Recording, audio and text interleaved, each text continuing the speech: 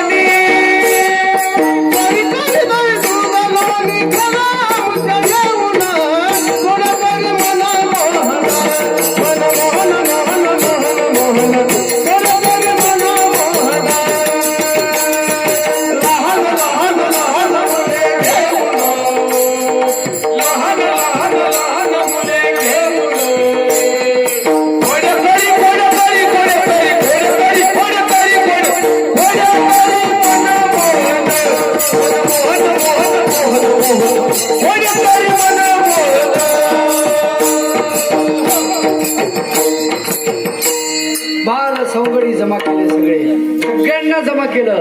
आणि पोरांकडे पाहिलं. पोरं म्हणले तब्येती काऊन अशा झाल्या रे? भगवंता म्हणले घरामध्ये दही दूध तूप सगळं असतं पण खायला देत नाही आई. काऊन देत नाही? म्हणले मथुरीला घेऊन जाते. आई म्हणले असं नाही चालायचं. म्हणले मग काय करावं भगवंता? म्हणले चोऱ्या करा. देवा आबा चोऱ्या. म्हणले त्याला काय नाही, पोटाला खाल्लं पाहिजे, फेकून देऊ नये. पोटासाठी चोरी अडचण नाही, घरातली करायची. म्हणले बाहेर त्याची थोडी करायची. म्हणले भगवंता पण लोक आपल्याला पकडल्यावर का सापडलं तवा ना, म्हणले सापडन तवा. आता हा दादा आप्पा सापडणारे होय, नाही का? संत वर्णन करतात. व्रजे प्रसिद्धम नवनीत चोरम गोपांगनानंत दुकोल चोरम. व्रजे प्रसिद्धम नवनीत चोरम गोपांगनानंत दुकोल. अनेक जन्मार्जित पाप चोरम, अनेक जन्मार्जित पाप चोरम. होराधरण्यं कृष्णं नमामि, होराधरण्यं कृष्णं नमामि, होराधरण्यं कृष्णं नमामि. व्रजे प्रसिद्धम, व्रजांमध्ये प्रसिद्ध असलेला संत सांगतात नवनीत चोरम, लोण्याची चोरी करणारा. लोणी चोर ज्याला म्हणतात. व्रजे प्रसिद्धम नवनीत चोरम गोपांगणांचं दुकुल चोरम. गोपांच्या अंगणा स्त्रिया त्यांचं दुकुल म्हणजे दही दूध याची चोरी करतो. दुकुल हे संस्कृत शब्द आहे, लक्षात ठेवा. दह्या दुधाची चोरी करतो. म्हणजे एवढी चोरी करतो का बस एवढंच? म्हणले नाही. अनेक जन्मार्जित पाप चोरम. आम्ही माणसानं जीवात्म्यानं अनेक जन्मामध्ये पापाचं अर्जन केलेलं आहे, पाप कमवलेलं आहे. त्या कमवलेल्या पापाची चोरी सुद्धा तो करतो म्हटले. असा चोराग्रगण्यम कृष्णम नमामि. असा चोराचा अग्रगण्य असलेला भगवान गोपाल कृष्ण, अरे चोर म्हणून सुद्धा तो आवडतोय हो. काय कमाल आहे. त्याचं ते अंग सुद्धा लोकांना आवडते. अहो युद्धातून पळाला. एका संतानं ते नाव ठेवलं, मैं रण छोड़ दास हूं, जिसने रण छोड़ दिया उसका मैं दास हूं. काय कमाल आहे. ते सुद्धा त्याचं पळणं सुद्धा विशेष आहे. युद्धातून पळाला असं आपण म्हणतो. कृष्ण पळाला, युद्धातून पळाला. बरोबर आहे. पण युद्धातून जरी पळाला असला तरी त्याचं युद्ध चालूच असतं. ही महत्वाची गोष्ट. तो पळतो त्याला सुद्धा किंमत असते. जेव्हा कालियवन येतो, पूर्ण मथुरेला वेढा घातलाय कालियवनाला. जरासंध आला, 17 वेळेस पिटळून लावला. लाज नसल्यासारखा शरण येतो, मरण मागतो, म्हणतो मला वाचवा या मरणापासून, मी पुन्हा येणार नाही. पुन्हा 17 वेळेस येतो. 17व्या वेळेला जरासंध परत त्या काळयवनाला घेऊन येतो. आणि काळयवन म्हणजे त्या काळातला बलाढ्य महावीर असा. काळयवनाला भगवंतानं बघितलं, पाहिल्या काळयवनानं जरासंधाला विचारलं, म्हणजे कोण आहे योद्धे एवढे जबरदस्त. पाहिलं भगवंताला, म्हणजे बारीक पोट्ट, हे काट्ट. जरासंध म्हणतो, महाराज काट्यावर जाऊ नका बरं. ते काट्टले ही पितरे म्हणले. त्याच्यावर नुसत्या बॉडीवर जाऊ नका, शरीरावर जाऊ नका. ते काय खोडी करून सांगता येत नाही म्हणले. परेशान केलंय मला. काळीवन सोबत आला, म्हणला तू माझ्यासोबत लढणार आहे. भगवंत म्हणतात, महाराज अहो म्हणले तुम्ही महाबला ठेवी. अहो म्हणले तुमच्या जवळ जर मी आलो ना तर तुमच्या छातीपर्यंत पुरणार नाही. म्हणले पण एक काम करू, लढणार तुमच्यासोबत. लढणार नाही असं नाही, लढणार अवश्य, पण म्हणले इथं नाही. म्हणले मग कारण का. म्हणले इथं जर लढलो तर हे जे आहेत ना, म्हणले तुम्ही जर हारायला लागले, हसायला लागला काळयवन, तुम्ही जर हारायला लागले तर तुमचं सैन्य माझ्या सैन्याला मारून म्हणे, आणि मी हारायला लागलो तर माझं सैन्य तुमच्या सैन्याला मारून म्हणे. उगाच्या उगाच म्हणले भांडण आपल्या दोघांच, यांना कशाला मरू द्यायचं. म्हणजे मग आपण बाहेर दूर जाऊ यांच्या बाजूला. म्हणजे कुठं, म्हणजे तिकडं टेकड्याकडं पलीकडं, हरकत नाही. भगवंत पुढं कालियवन मागं, भगवंत पुढं कालियवन मागं, गावाच्या बाजूला नेला, मैदानात नेला. आता म्हणजे अरे थांब नाही, इथं कोण नाही म्हणले, इथं नाही, जरा पुढं. भगवंत जोरात पळायला लागले, हा त्याच्या जोरात पळायला लागला. भगवंताला वेग वाढवला, हाय पळायला लागला जोरात. अरे थांब, याला धापा लागायला लागल्या. भगवंत जे पळत गेले तिथं गुहा होती, त्या गुहेमध्ये गेले. हे म्हणे अरे पळून गेले, हे कुठं गेलं, गुहेत शिरलं, आता कुठं जाईन म्हणे, गुहेतून बाहेर निघता येईल का. हा आतमध्ये शिरला. तिथं मुचकुंद नावाचा भक्त होता. भगवंताला माहित होतं हे आपलं गिराईक नाही, याला मारायला हरकत नाही, पण हे आपलं गिराईक नाही. ज्याचं गिराईक त्याच्यापर्यंत पोहोचून द्यावं ना. कारण ते मुचकुंद नावाच्या भक्ताचं ते गिराईक होतं. मुचकुंदानं देवादानवाच्या युद्धामध्ये देवांकडून लढाई केली होती, आणि देवांकडून लढाई केल्यामुळे थकले मुचकुंद नावाचे भक्त. आणि मग त्यांनी वर मागितला महादेवाला. म्हणले काय तुला पाहिजे. प्रसन्न झालो म्हणले सगळे देव लोक, आम्ही त्यांच्या बदल्या सगळ्यांकडून मी तुला देतो. म्हणले काय पाहिजे. म्हणले काहीच नको, झोप पाहिजे, आणि मला कोणी उठवलं नाही पाहिजे, थकलोय म्हणले आता. म्हणले ठीक आहे झोप. म्हणले आरामशीर झोप, तुला कोणी उठवणार नाही. ज्याने उठवलं ते मेलाच म्हणले. मग ज्याने उठवलं ते मेलाच. आणि म्हणले उठवल्यानंतर म्हणले मग भगवंताचं दर्शन होईल झोप मोडल्यावर. हा म्हणले मग चिंता नाही, हरकत नाही. मुचकुंद झोपला, आणि त्या गुहेमध्ये, मुचकुंदाच्या गुहेमध्ये भगवंतानं याला नेलं. आपल्या अंगावरचा पिवळा पितंबर काढला, त्याच्या अंगावर टाकून दिला. मुचकुंदाच्या कोपऱ्यात जाऊन उभे राहिले, काय होते बघायला. काळयवन आला, बघितलं इथं झोपला होय रे काळ्या म्हणले. अंगावरचा पितंबर असा ओढला, सरकन ओढला. ती गाढ झोपेत लाट आणली त्याला. ते उठलं, पाहिलं इकडे तिकडे, डोळे उघडले, त्यांनी बघितलं कोण आहे. तर हे समोर दिसलं. अहो तुम्हाला सांगतो धडाधडा पेटलं ते. राखेलची गरज नाही, काड्याची डबी नाही, तुम्हाला सांगतो टायर नको, गवऱ्या नको, सरपण नको, काही नको. आपोआप मडकं धरणार कोणी नाही, कठीण काम आहे. आपोआप पेटला राखुंडा. आणि मग त्यानं पाहिलं की महादेवानं सांगितलं होतं भगवंताचं दर्शन होईल म्हणून. इकडे तिकडे बघितलं, भगवंत खांबाच्या आडून पुढे आले, दर्शन झालं. त्याचं पळणं सुद्धा महत्वाचं आहे, लक्षात ठेवा. आणि म्हणून तो भगवंत चोराग्रगण्यम कृष्णम नमामि असा तो भगवंत गोकुळामध्ये खेळ क्रीडा करतोय. एक एक खेळ क्रीडा करतोय. सगळ्या गड्यांना जमा केलं. म्हटले अरे चोऱ्या करू म्हणले, अडचण नाही. मग आज या घरी, उद्या त्या घरी, परवा त्या घरी, परवा त्या घरी, अशा चोऱ्या सुरू झाल्या. गपचिप करायच्या. खाली ठेवलेले मडके, त्याच्यातलं लोणी खायचं, दही खायचं. बाया पाहत्यात येतात, आता कोणी बुडवलेत. बारीक बारीक दिसायले. मांजर तर नसन, पण मांजर म्हणल्यावर नख दिसनत, बोट दिसायलेत इवले इवले. मग त्यांनी विचार केला पोरं तर नसतील. नाही पोरं काय खातील. पण शंका आली थोडी बायांना. मग बायानं काय केलं, मडके असे शिंक्यावर ठेवले वरी. मग शिंक्यावर ठेवल्यावर भगवंत म्हणले आता तर अवघडच झालं. पोरं हो म्हणले आता काय करायचं. म्हणले आता आपल्याला दहीहंडी तयार करावं लागते म्हणले. हा, एकावर एक असं माळ उभी करावं लागते म्हणले. मग त्यासाठी ताकद बी लागते. म्हणले दंड बैठका काढा. मग भगवंतानं आखाडे सुरू केले. म्हणले खाल्लं ते पचलंही पाहिजे. मग दररोज खायचं, कुठंतरी चोरी करायची, कोणाचं तरी खायचं आणि दंड बैठका काढायच्या. तुम्हाला सांगतो हा निबरगडी झाली तुम्हाला. अहो 1-2 नाही, 10,000 फौज आहे भगवंताची. किती?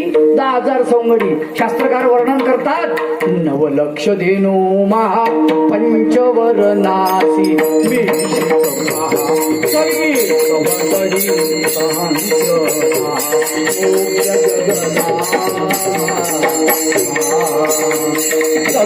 अवघडी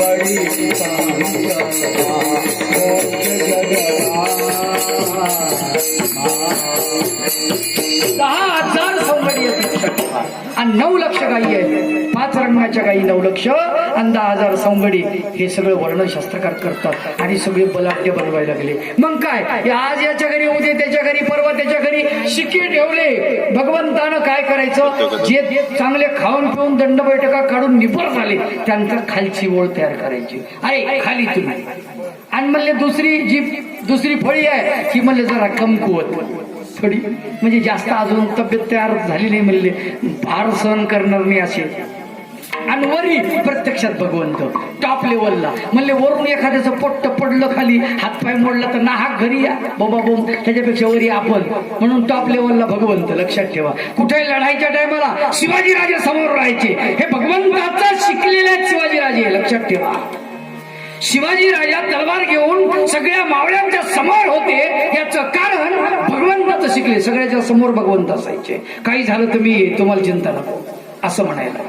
मावळे पाठीमाग भगवंत, तसे शिवाजीराजे समोर. हे सगळं भगवंताचं शिकलेले आहेत मावळे. भगवंत वर जायचे, मग ते मडकं त्याच्यातून काढायचे, मग आपण खायचे. खालचे म्हणजे देवा खाली येऊ दे की. ते म्हणजे थांबा, पाल फिल गेली इकडून तिकडून, काही खराब निघालं आणि मेलं एखादं काटतं तर माह्यावर यायचं ना. म्हणजे हे टेस्ट करून पाहतो, विषारी तर नाही ना. हा कशी गंमत आहे. आणि भगवंतानं ते दही दूध लोणी वरच्यावरी खायचं आणि मग खाली टाकायचं. खाली पडलं पोराला सांगायचं हे बा, तोंडात पडलं तेवढं खायचं, नाकावर पडलं ते सुद्धा खायचं, कपड्यावर पडलं तरी चाटून पुसून खायचं, वाया जाऊ द्यायचं नाही. लक्षात ठेवा. आणि सगळी खेळ क्रीडा सुरू झाली. अख्ख्या गोकुळात चोऱ्या. बाया म्हणायला, बायाच्या मिटिंगी भरायला, चोऱ्या होत्यातच कशा.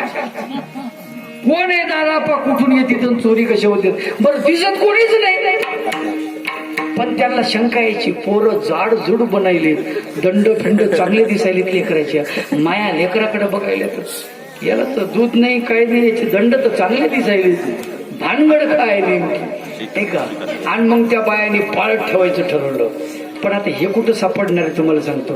बाया गप्पामध्ये असायच्या, त्याच्यामुळं ते गप्पेमध्ये पटकन काम करून घ्यायचे भगवंत तोपर्यंत. अहो एवढंच काय, बाया मथुरेला मडके घेऊन निघाले की नाही दया दुधाचे. भगवंताला विचार करायचा, दुधाचा मडका आहे का. असा गलोर असते की नाही, गलोर माहितीये, असा खडा मारायचा नियम धरून. कुठं मारायचा, मध्य भागामध्ये. मध्य भागात खडा मारला की ती असं धार लागायची पाठीवर. नकळत बाईयाने टपकन त्याला मारला गे, नकळे गबाई टपकन त्याला मारला.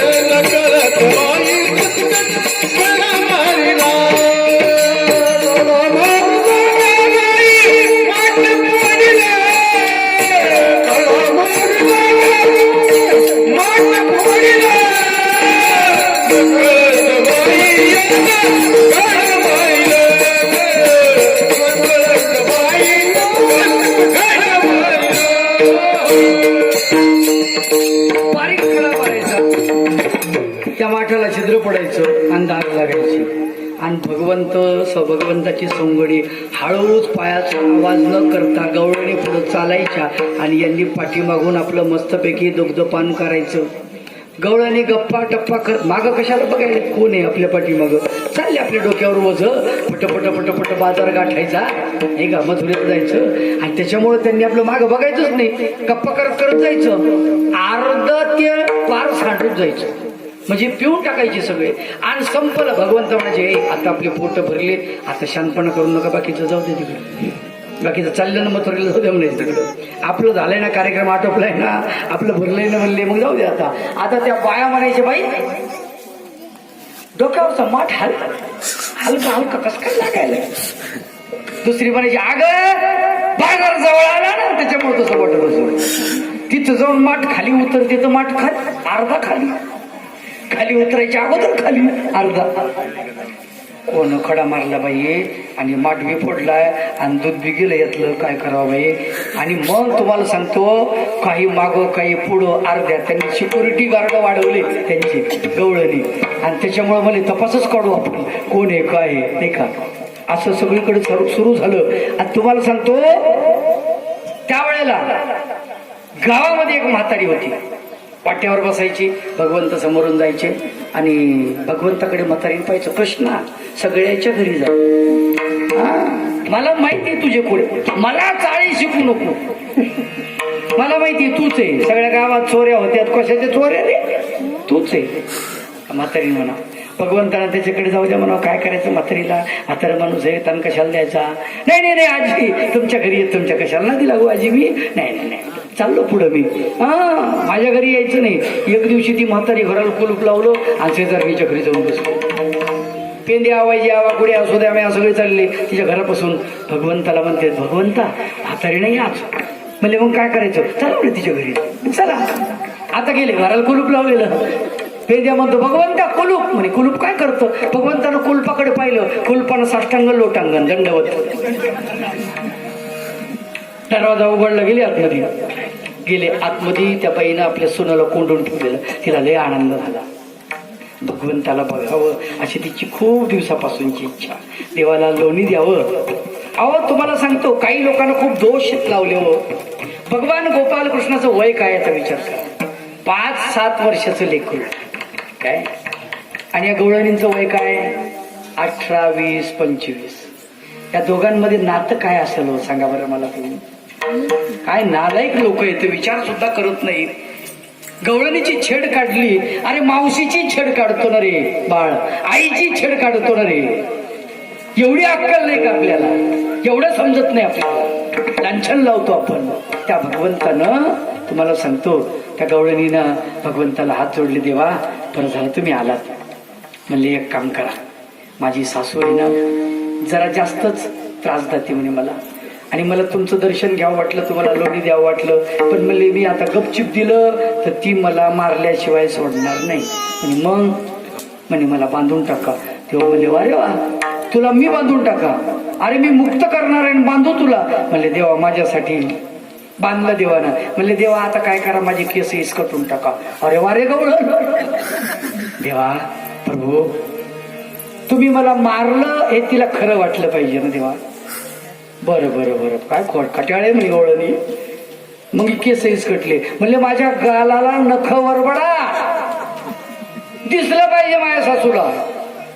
देव म्हणले काय बाई देवा मला वाचवा नाही याच्यातून म्हणजे ठीक आहे. भगवंतानं तिच्या गालाला वरबडलं नख वरबडले आणि मग तिला बांधून टाकलेलं केस विस्कटलेले आणि ती भगवंताच्या लीळा पाहते.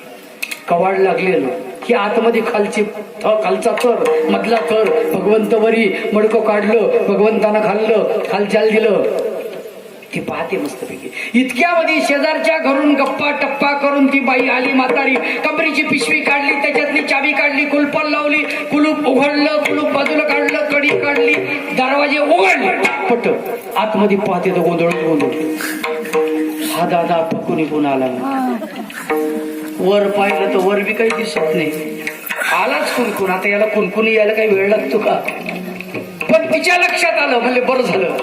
आणि सून का नाही म्हातारीनं दरवाजा उघडला आत्या बाई बरं झालं तुम्ही आल्या बघा ना केवढा गोंधळ मांडला यांनी. कृष्ण म्हणे वाय बाई आवड झालं अरे काहीच केलं नाही आपण. कृष्ण हळूच म्हणतोय काय असं असतं का मक्षी. ती म्हणते कृष्णा गप्प बसणं जरा आणि पुन्हा मोठ्यानं रडायला सुरुवात केली. तुम्हाला सांगतो तिला सोडलं त्या सासूनं पकडलं तिच्या हाताला. कृष्णाला म्हणे चल हे मडकं घे तुझी यशोदा म्हणते ना मुद्दे माला सहित पकडून दाखव. आज मुद्दा आहे आणि मालही आहे फराया सहित म्हणले. एका हातात कृष्णाला पकडलं एका हातात सुनेला पकडलं. कृष्णाला म्हणे मडका उचल समोर होय. ते म्हणे तुझं पोरग कुठे पोरग. ते म्हणे कशाला म्हणे मडकं पोरग धरत असते पुढं. अरे माझी काय फिरत यात्रा निघाली का रे म्हणे गपचिप चाल पकड मडकं. धरलं मडकं हातात कृष्ण भगवंतानं पकडलं दोन्ही हातामध्ये दोघांना आणि घेऊन चालली म्हातारी कुठं नंदाच्या वाड्याकडे. आता बाहेर निघाले वैया आवाकुड्या पेंडिया सुदामा हे सौंगडी बाहेर आणि नुसता गोंधळच गोंधळ हुर्रेव हुर्रेव चालू आहे. तुम्हाला सांगतो म्हातारीला काही कळच ना पण नेलं तिथपर्यंत. आवाज दिला बाहेरून यशोदे यशोदे